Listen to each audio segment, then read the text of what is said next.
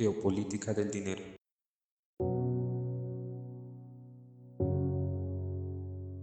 En marzo de 2024 se publicó en The Conversation, un periódico independiente que prioriza las voces de académicos, el siguiente titular: Burkina Faso, Mali y Níger insinúan una nueva moneda de África Occidental.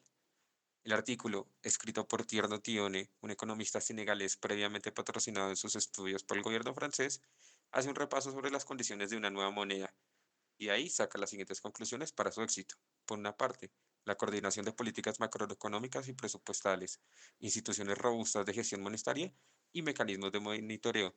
Aún así, mantiene una postura crítica basada en la fragmentación regional, la depreciación monetaria y el impacto comercial negativo que pueda tener esta nueva moneda. Lo anterior no es más que un abrebocas para la conversación. Bienvenidos al podcast.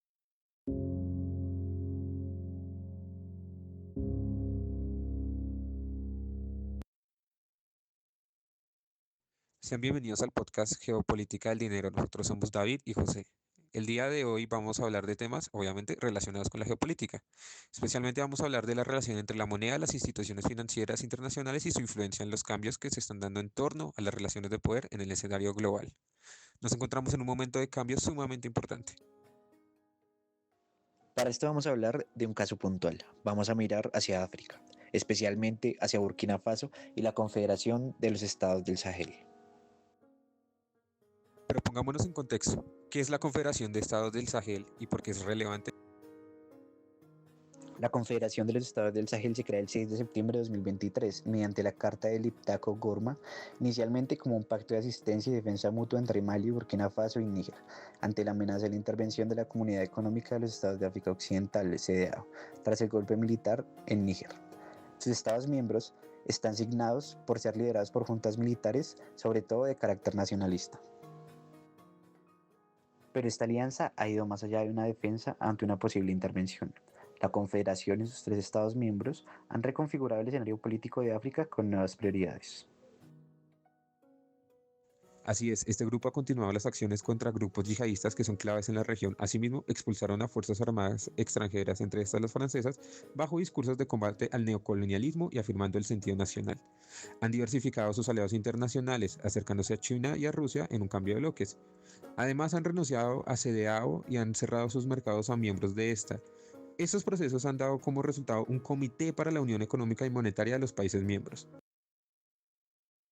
DW nos dice: La oleada de golpes de Estado en antiguas colonias francesas en África parece no tener fin. Tras el levantamiento del pasado julio en Níger, el enésimo en la región del Sahel, ahora ha sido el turno de Gabón. Aunque con matices diversos, las rebeliones militares parecen tener un común denominador. Todas ellas constatan el fracaso del modelo neocolonial de una Francia que pierde peso político, económico y militar. Esto da muestra de una reconfiguración del panorama político africano y en buena medida del cambio de las relaciones de poder en lo que respecta a la geopolítica. Estamos pasando de un mundo dominado mayoritariamente por una potencia única, el bloque de los Estados Unidos, acompañado de sus aliados europeos, a un mundo donde actores tales como China y Rusia toman protagonismo y disputan espacios de influencia alrededor del mundo. Esta reconfiguración, por más que afecte variedad de sectores y aspectos de la organización global, en el programa de hoy nos interesa especialmente centrarnos en cómo el dinero y la deuda son utilizados como una herramienta de poder geopolítica y cómo se involucra desde el Sahel. Comencemos hablando de la deuda externa africana. Esta representa el 24,5% del PIB de los países según la información recopilada por la página de One Data. Un artículo del Instituto Tricontinental de Investigación Social nos dice lo siguiente. Para 2023, el Banco Africano de Desarrollo estimó que la deuda externa total del continente era de 1.152 billones de dólares, con pagos anuales por servicios de deuda de 163.000 millones, frente a 61.000 millones en el año 2010. El Banco Africano de Exportación e Importación identificó varios factores clave: niveles de deuda ya altos que aumentaban particularmente rápido por parte de acreedores privados y el costo de los préstamos asociados a la deuda externa creciendo notablemente. Agravando la situación, las bajas tasas de ahorro interno, principalmente debido al aumento de la austeridad e inflación y la falta de control sobre la extracción y la exportación de materias primas, han dejado a muchos países africanos en una grave espiral monetaria. Este aumento de la deuda también se hace presente en los países de la Alianza del Sahel. Según datos del Banco Mundial, la deuda externa de Mali pasó de 247 millones a 6,46 miles de millones de dólares en menos de 5 décadas. Burkina Faso tenía una deuda de 20,7 millones en 1970 y en 2023 esta pasó a 10,4 miles de millones. Por su parte, Níger igualmente comenzó en 1970 debiendo 31,67 millones, convirtiéndose esta deuda en 2023 en 5,61 mil millones de dólares. Más allá de unos números creciendo, esto es muestra del establecimiento de relaciones económicas con una disparidad de poder. La deuda aquí se articula como el mediario de las relaciones sociales y no un simple concepto estrictamente económico. La deuda, como cuestión, va más allá de las definiciones financieras. Para ubicarnos, es posible usar la potencia del planteamiento del concepto de extractivismo, tal como lo entiende la filósofa y la politóloga argentina, Verónica Gago. El endeudamiento y sus ciclos son una forma de extraer valor, más no de producirlo. Cabe mencionar que aquí se aplica de manera diferenciada, ya que la categoría principalmente la desarrolla Verónica Gago pensando en el endeudamiento de las clases populares argentinas. La deuda africana se puede ver como una forma de extractivismo, ya que se extrae valor por parte de distintos organismos financieros internacionales, valor que fluye sobre todo hacia los mayores aportantes del Fondo Monetario Internacional, tales como los Estados Unidos, Japón, China, Alemania, Francia, entre otros. Pero la deuda externa con organismos internacionales no es simplemente una forma de extraer valor, es también una forma de ejercer poder en la geopolítica mundial, ya que las instituciones financieras internacionales suelen condicionar sus préstamos a la aplicación de ciertas medidas económicas. Estas condiciones en buena medida son definidas por los votos dentro de estas instituciones. Estos varían dependiendo de la cuota aportada. Por ejemplo, en el Fondo Monetario Internacional, Estados Unidos es el país con mayor peso, ya que posee el 16,49% de los votos, teniendo capacidad de veto en decisiones clave, ya que se necesitan más del 85% de votos. El Fondo Monetario Internacional se conforma como compañía por acciones donde países más ricos tienen más poder y decisión sobre la dirección del fondo. Estas medidas anteriormente mencionadas, las condicionales a los préstamos, suelen ser las llamadas de ajuste estructural. Suelen implicar la reducción del gasto público, el aumento de los impuestos, sobre todo a las clases bajas y medias, la flexibilización laboral que se relaciona con la precarización del trabajo, las reformas pensionales que suelen crear sistemas excluyentes y el aumento de la edad de pensión, la privatización y la desregulación ambiental, así como la financiera y la comercial. En buena medida, esto se hace bajo presupuestos y nociones frecuentemente erróneas, muy cercanas a la corriente neoclásica. Está asociada al neoliberalismo, ya que se suele presentar a esta escuela de ideas adyacentes como la verdad de la economía en su totalidad, como si esta fuese una esfera autónoma de la vida social que posee sus propias leyes y formas más allá de los condicionantes sociales. Pero más allá de esto, lo que hace esta corriente de economistas es legitimar en el nombre de la ciencia estas políticas. Este tipo de orientación teórica pierde de vista una idea central dentro de lo que señaló el economista Karl Polanyi, producto de sus análisis de la historia del siglo XIX y principios del XX.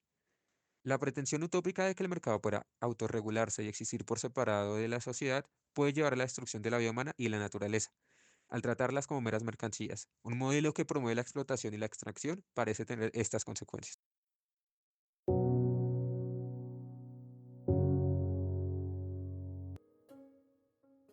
Pero volviendo a África, en el continente se ha planteado desde hace un tiempo la necesidad de formar instituciones africanas robustas que generaran tanto la unidad política como la integración y habilitación económica, lo que inició con la Organización para la Unidad Africana en 1963. Terminó con variedad de procesos, los cuales sus expresiones más recientes es la Agenda 2063 de la Unión Africana.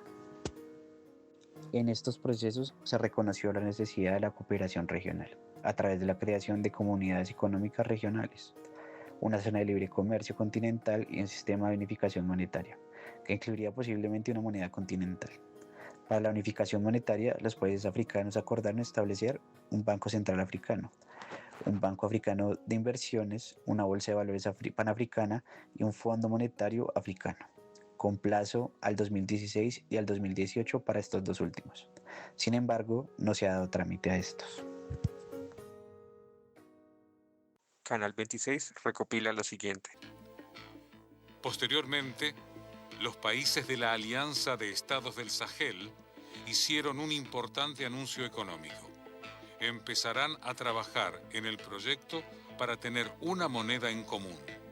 Hasta el momento, los tres países se rigen por una moneda, el franco CFA, es decir, Franco de Cooperación Financiera de África Central, una divisa emitida solo con el aval de Francia y que condiciona a las economías del Sahel, obligándolas a usar dicha divisa en todas sus operaciones. En el caso del Sahel y las ex colonias francesas, el control extranjero sobre la moneda persistió tras la independencia. Actualmente se usa el franco CFA. Este tiene dos variantes bajo supervisión francesa. El franco CFA XOF para África Occidental y el franco CFA XAF para África Central. El primero de estos es emitido por el Banco Central de los Estados de África del Oeste y el segundo por el Banco de los Estados de África Central. Además, esta moneda es una de tipo de cambio fijo, o sea que el valor de esta moneda está vinculada a otra, en este caso el euro. Además, debe añadirse que los países que usan esta moneda deben dejar el 50% de sus reservas internacionales en un banco francés. Un proceso de pérdida de autonomía y capacidad determinativa, que supone un peligro en un mundo de cambios polares.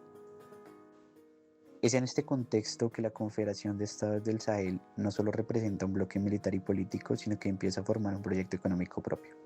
El proyecto de la Unión Económica e Independencia Financiera, que promueva la creación de una moneda propia como cara funcional y visible de la descolonización económica. Es el bloqueo explícito del sistema franco-africano y el control monetario. Representa un nuevo modelo donde las relaciones económicas se transforman de una manera considerable. Hay una nueva perspectiva sobre la independencia, donde lo monetario está estrechamente relacionado con otros aspectos de la capacidad de ejecución de una nación. En este caso, estrechamente relacionado con perspectivas y discursos panafricanistas. Esta distancia económica con las formas anteriores también han hecho de Rusia y China aliados preferibles bajo los ojos del Sahel, al buscar ubicarse dentro de esta región.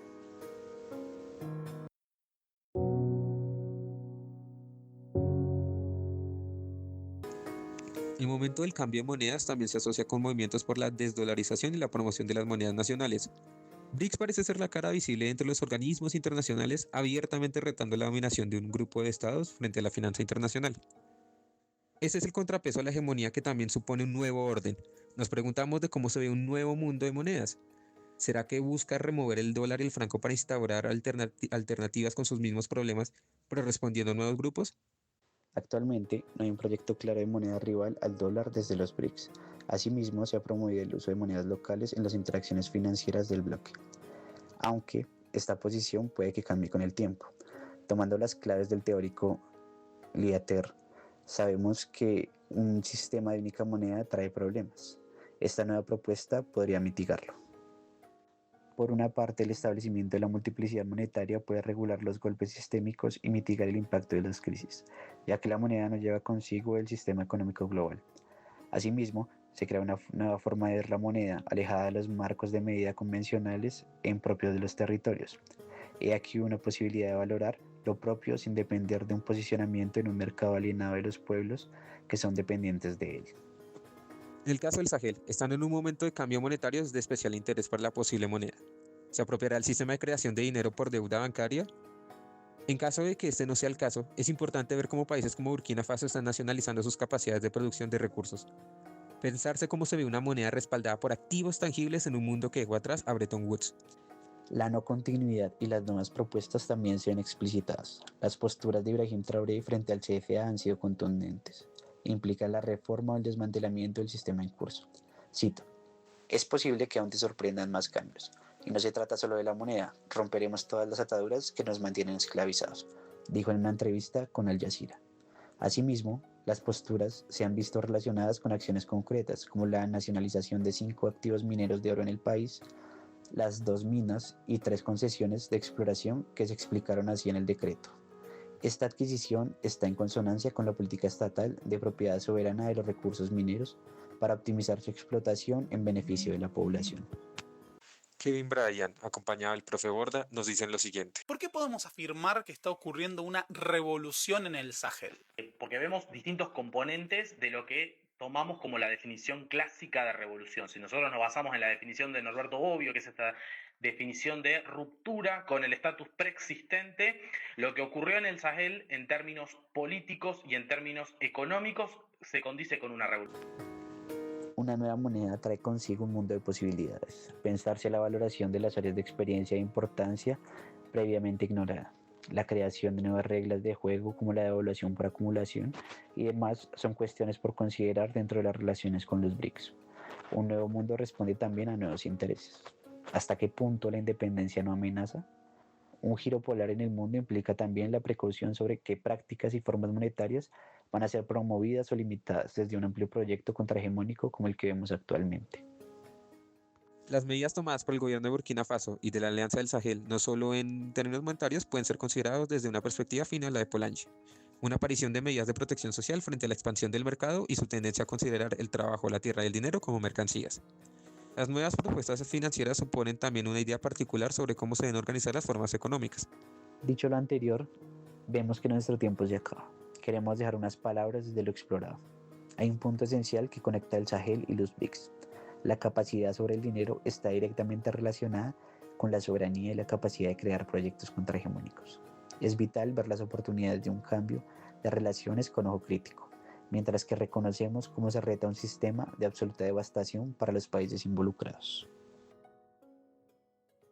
Dándoles una mención de lo que viene, un mundo de nuevas monedas es de sumo interés para la examinación de este programa. Asimismo, para continuar en la segunda parte, haremos una examinación de cómo se sitúa la moneda en un posible contexto revolucionario y las características que éstas deben de tener.